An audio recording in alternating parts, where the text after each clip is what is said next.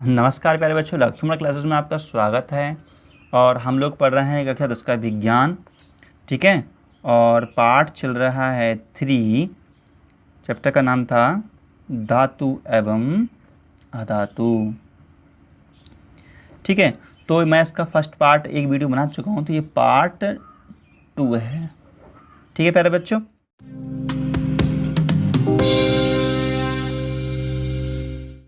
तो देखिएगा, उस पार्ट में मैं आपको धातुओं के भौतिक गुण मैंने बता दिए थे। धातुओं के भौतिक गुण मैं आपको बता चुका हूँ, और मैं इस पार्ट में आपको इन गुणों को बढ़िया से एक्सप्लेन करूँगा, ठीक है। तो मैं जो लिख रहा हूँ ना कॉपी पे, आपको सब नोट कर लेना है अपनी कॉपी पे। ये मत सोचना कि खाली ऐसे फॉर्मेलिटी पे सर जी पढ़ा रहा है तो लिखूँ, नहीं, तो आपको लिखना है, ठीक है। तो देखिए, प्रॉपर्टी जो है इसकी मैं आपको समझाता हूँ, ध्यान दो। देखो प्यारे बच्चों, धातुओं के गुण देखो। नंबर 1, धातुएं चमकदार होती हैं। ओके, कैसी होती हैं धातुएं? चमकदार होती हैं। आपने देखा होगा कि धातुएं चमकीली होती हैं, है ना। जैसे कि थाली हो गई, थाली नहीं होती घर पे खाना खाने वाली, थाली है, कटोरी हैं, और बहुत सारी चीज़ें होती हैं, है ना। वो सारी कैसी होती हैं? चमकदार होती हैं। धातु कैसी होती हैं? चमकदार होती हैं। धातु के गुण हैं, ठीक है, भौतिक गुण। मैं आपको अभी एक्सप्लेन करूंगा जो जो इंपॉर्टेंट है, इसमें पेपर में आते हैं, लेकिन फ़िलहाल अभी मैं सही बता रहा हूँ आपके लिए। धातु कैसी होती हैं? चमकदार होती हैं। और जो मैं इसमें जो समझा रहा हूँ ना, आपको नोट करना है, यहाँ पर स्क्रीनशॉट लेते जाना है और नोट करते जाना है, ठीक है। मेरा काम है समझाना, नोट अपने आप करना। नोट नहीं करोगे तो कोई फ़ायदा नहीं है। नंबर 2, धातुएं जो हैं विद्युत की सुचालक होती हैं। आपने देखा होगा जैसे कॉपर है ना, और कॉपर है, और बहुत सारी चीज़ें होती हैं, चांदी है और एल्युमिनियम है। इन सब की धातु की आपने देखा होगा, उसमें करंट फ्लो होती है ना, विद्युत की सुचालक होती हैं, देखा होगा आपने, ठीक है। ये सेकंड पॉइंट समझ में आ गया होगा।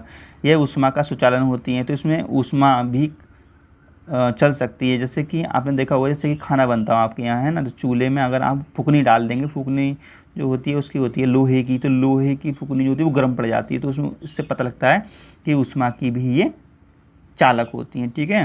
और धातुएं टन की आवाज़ करती हैं, टन टन की आवाज़ करती हैं। वो घंटा नहीं देखा आपने स्कूल में? टन वो होता है, तो वहाँ पे जब मारते हैं तो आवाज़ आती है टन टन टन टन, है ना।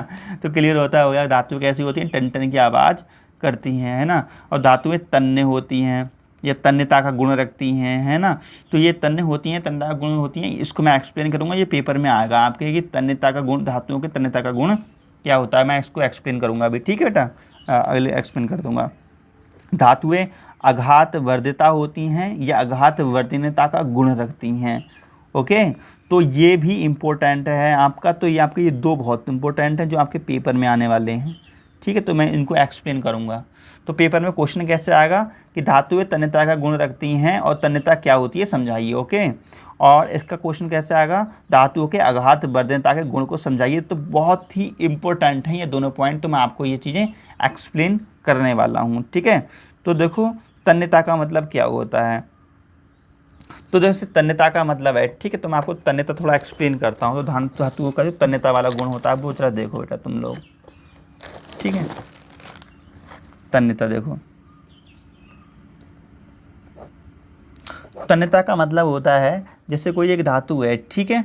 जैसे कि ये धातु इतनी बड़ी मान लीजिए है, ये इतनी बड़ी, ठीक। अब इसको हम क्या करें, इसको हम कैसे भी खींच करके इसको हम थोड़ा बड़ा कर दें। आई बात समझ में? धातु को खींच करके बड़ा कर दें तो कहलाएगा तन्यता का गुण।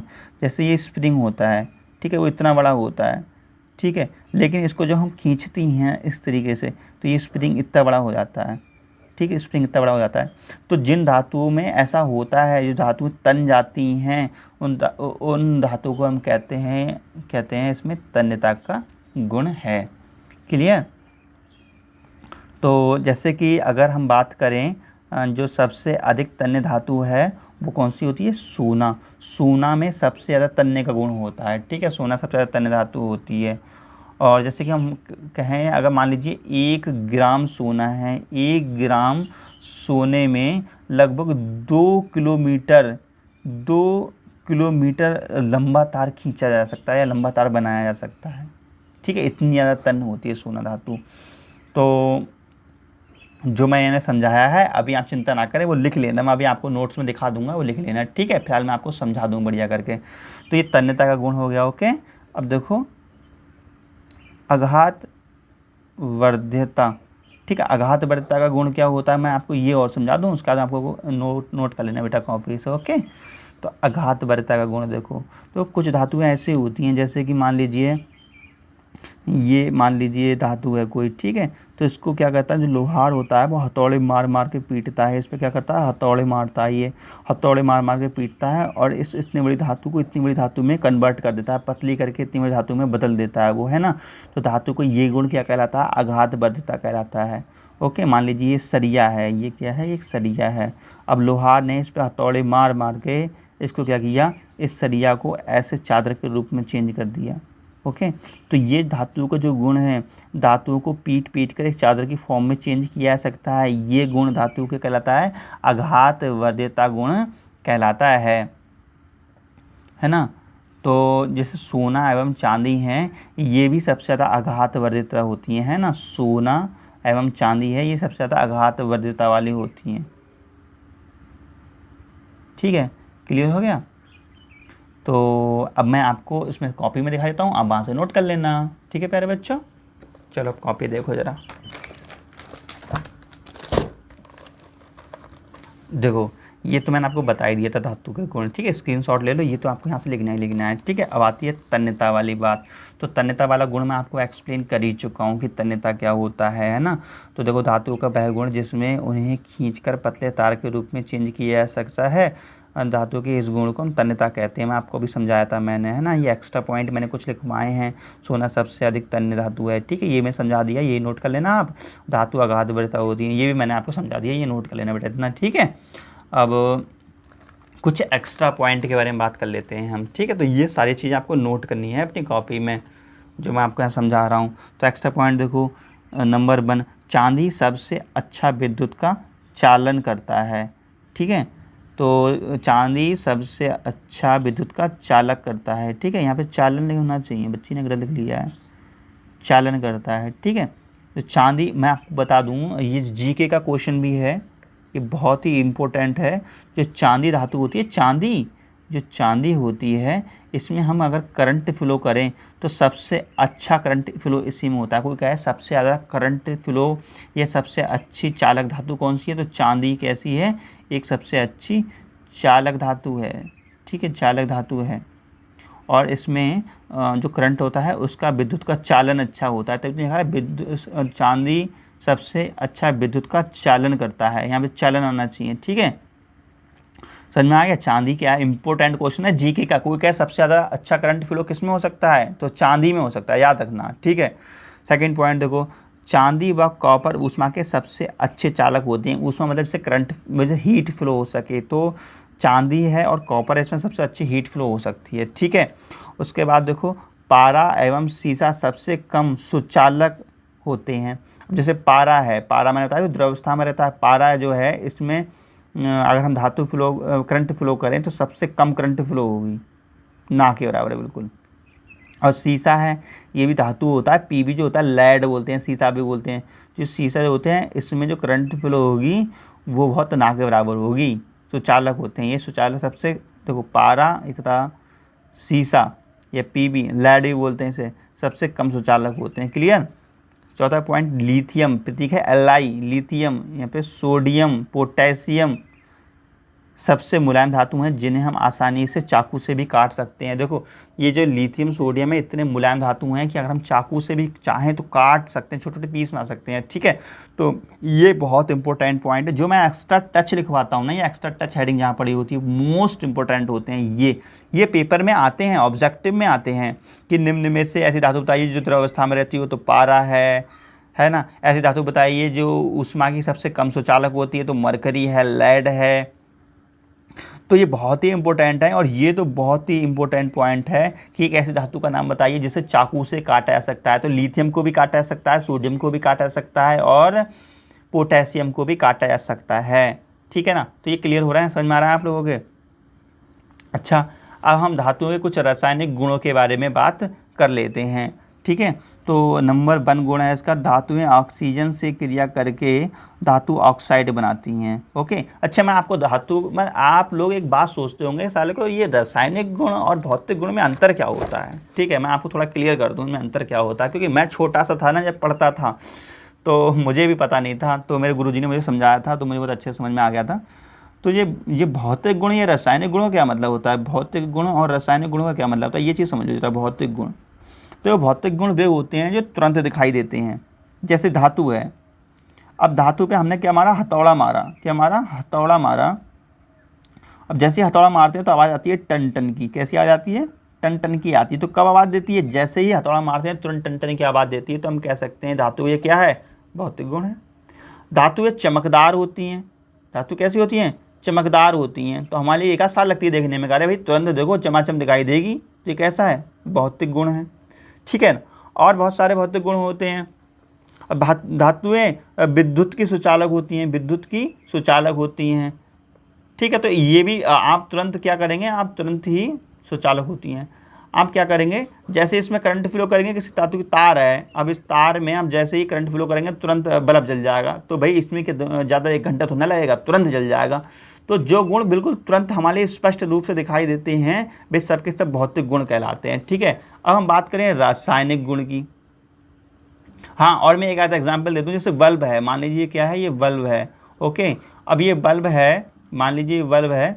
अब क्या होगा, हम जैसे ही चटकनी ऑन करेंगे तुरंत बल्ब क्या होगा, जल जाएगा, तुरंत बल्ब जल जाएगा। चटकनी बंद करेंगे तुरंत जल बुझ जाएगा जो बल्ब है।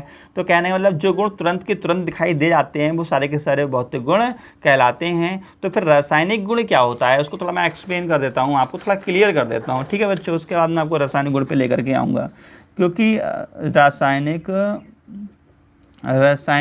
गुण, क्योंकि बच्चों ना जब मैं भी छोटा सा था ना, स्टूडेंट था, अब स्टूडेंट तो जब मैं छोटा सा था, जब मैं पढ़ता था तब मेरे ये समझ में आता रासायनिक गुण भौतिक गुण में क्या अंतर होता है। तो हो सकता है आपको भी थोड़ी प्रॉब्लम आती है, तो मैं आपको थोड़ा सा क्लियर कर देता हूँ।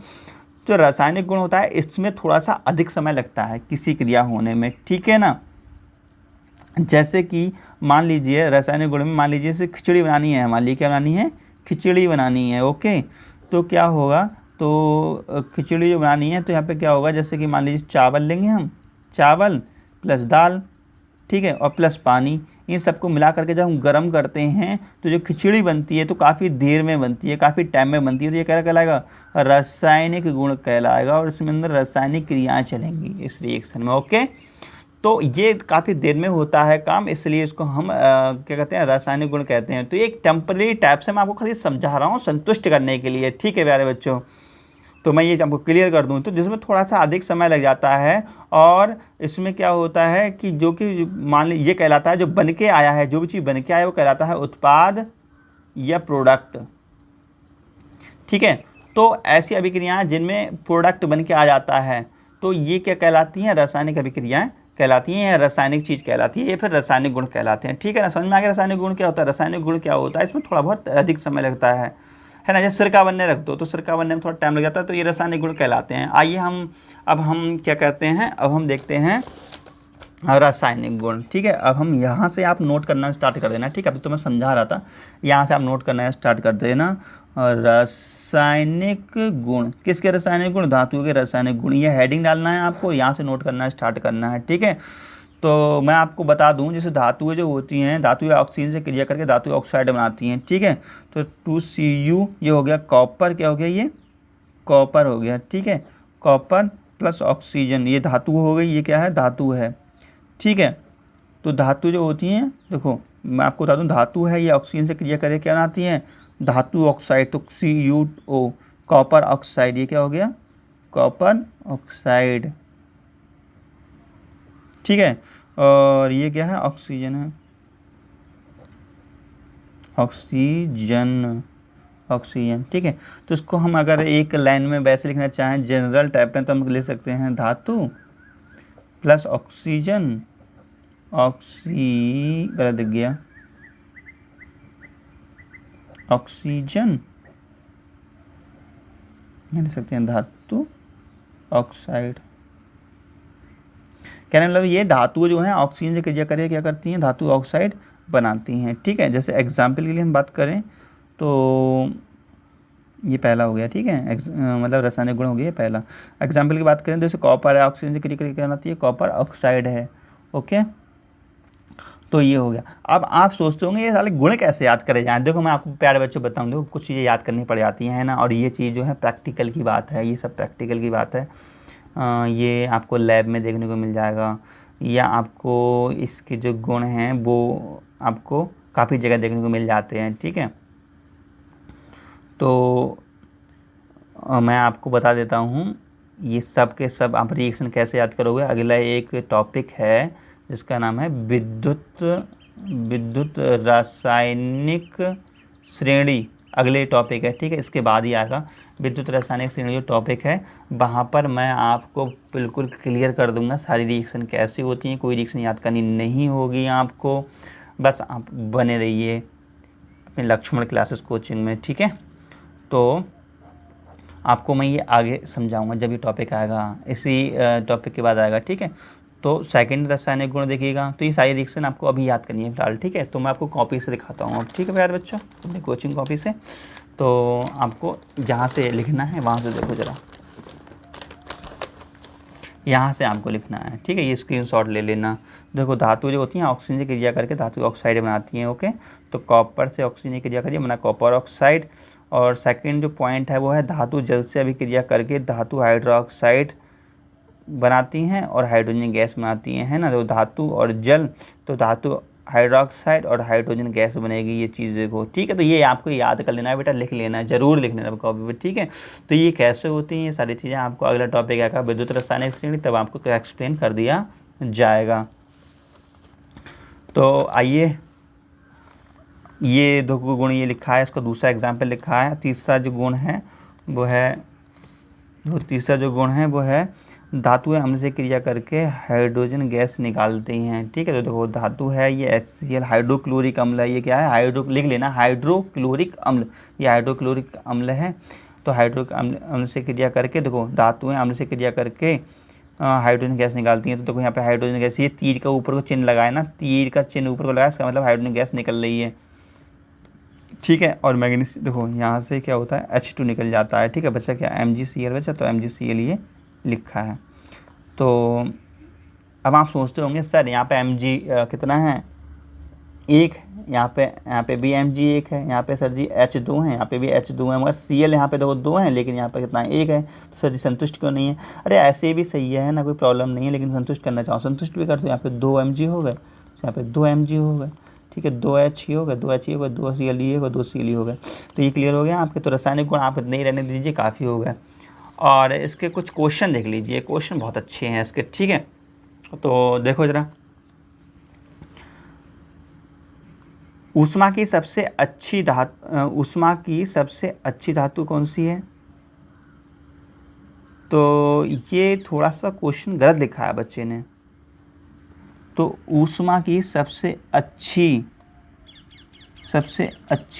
चालक, ठीक है, चालक धातु कौन सी है, मतलब H धातु कौन सी जिसमें सबसे अच्छी ऊष्मा प्रवाहित हो सके, है ना। तो ये गलत लिख दिया बच्चे ने। तो ऊष्मा की सबसे अच्छी चालक धातु कौन सी है ना। तो ऊष्मा की सबसे अच्छी चालक धातु कौन सी है? चांदी में सबसे अच्छी ऊष्मा प्रवाहित हो सकती है और करंट भी इसी में प्रवाहित हो सकती है। ऊष्मा भी सबसे ज़्यादा प्रवाहित किसमें होती है? चांदी में होती है। और अगर हम करंट की बात करें तो करंट भी सबसे अच्छी किसमें प्रवाहित होती है? चांदी में ही प्रवाहित होती है, ठीक है। तो ऊष्मा की सबसे अच्छी चालक धातु जो है वो चांदी है, ठीक है। उसके बाद चाकू द्वारा कौन सी धातु को आसानी से काटा जा सकता है? तो मैंने बताया था आपको लिथियम है, पोटेशियम है, ठीक है। तो चाकू द्वारा पोटेशियम को आसानी से, सोडियम को भी काट सकते हैं, को आसानी से काटा जा सकता है, ठीक है। क्वेश्चन आए हुए हैं सब।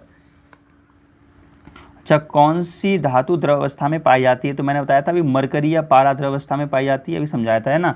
एक आता है अम्लराज। अम्लराज क्या होता है या एक्वारेजिया क्या होता है, मैं आपको समझा दूं। ये बहुत ही इम्पोर्टेंट है, ये आपको इंटर में भी मिलेगा, तो समझ लीजिए क्या होता है, ठीक है। तो जो अम्लराज होता है ये इतना तेज अम्ल होता है। मैं अम्लराज की एक कहानी सुनाऊँ अगर आपके पास टाइम हो तो?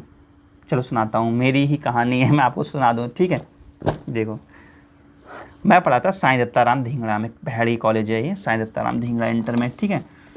तो वहाँ पर ये जो अम्लराज जो होता है, मैं आपको थोड़ा समझ कहानी सुना रहा हूँ, ठीक है बेटा, सुन लो, है ना। जो अम्लराज के बारे में कहानी सुनाता हूँ एक, ठीक है। तो जो अम्लराज होता है, अम्लराज के बारे में उस वक्त हमारा एक दोस्त था मनोज नाम का, क्या नाम था, मनोज नाम का दोस्त था, ठीक है। शायद वो वीडियो देखे तो हंसेगा भी मेरे बारे में सुन करके।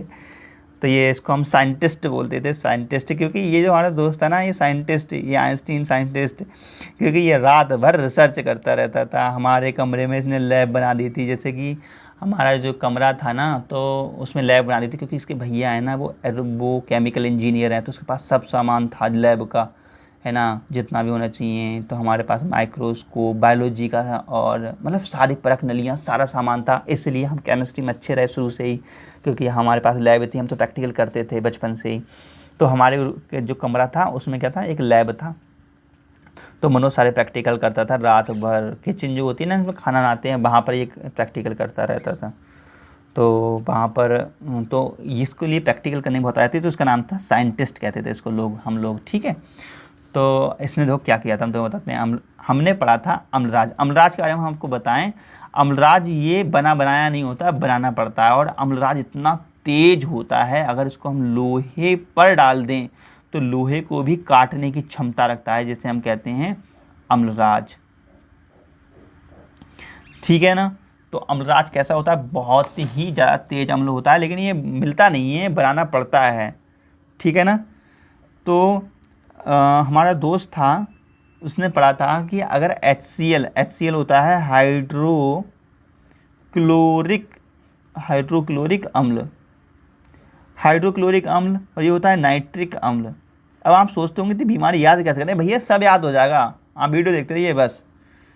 जो हाइड्रोक्लोरिक अम्ल और नाइट्रिक अम्ल, ठीक है ना, हाइड्रोक्लोरिक अम्ल और नाइट्रिक अम्ल को 1:3 में मिलाएं।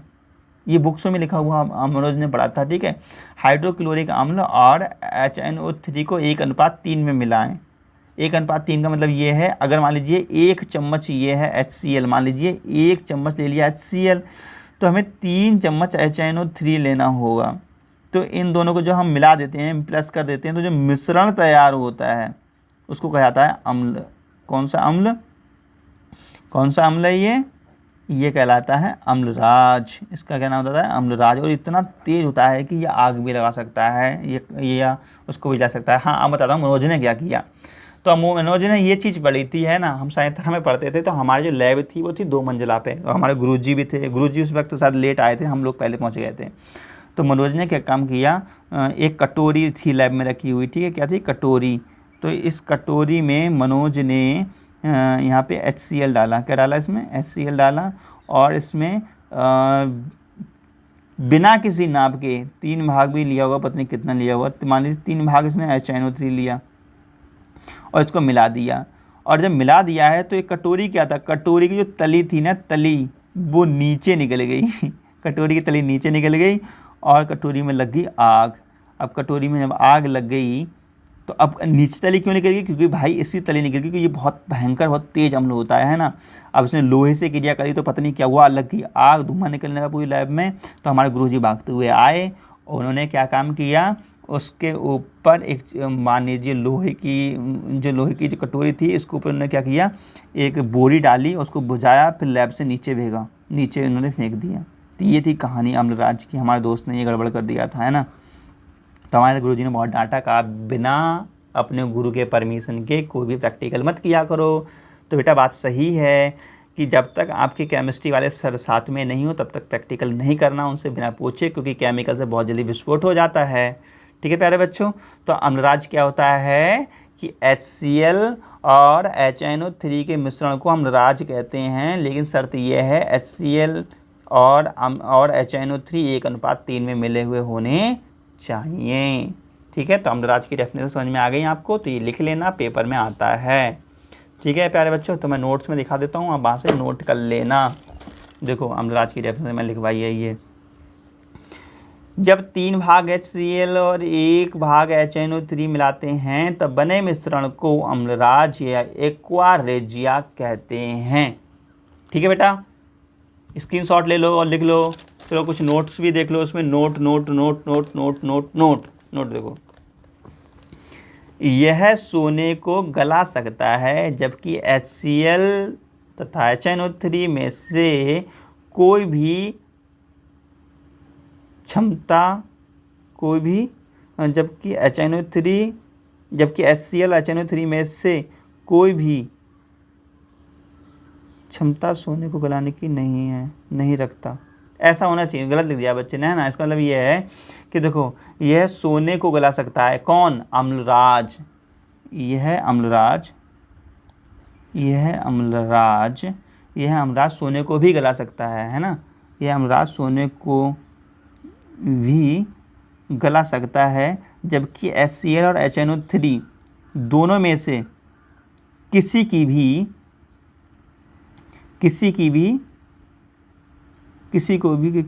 सोने को गलाने की क्षमता नहीं है। यहाँ पे ये होना चाहिए, ठीक है। तुम लोग सही से लिख लेना, ओके। इसका मतलब ये है, देखो मैं आपको लिख देता हूँ, आपको अगर प्रॉब्लम होती हो। देखो जैसे कि सोना है ना, सोने को अम्लराज गला सकता है, लेकिन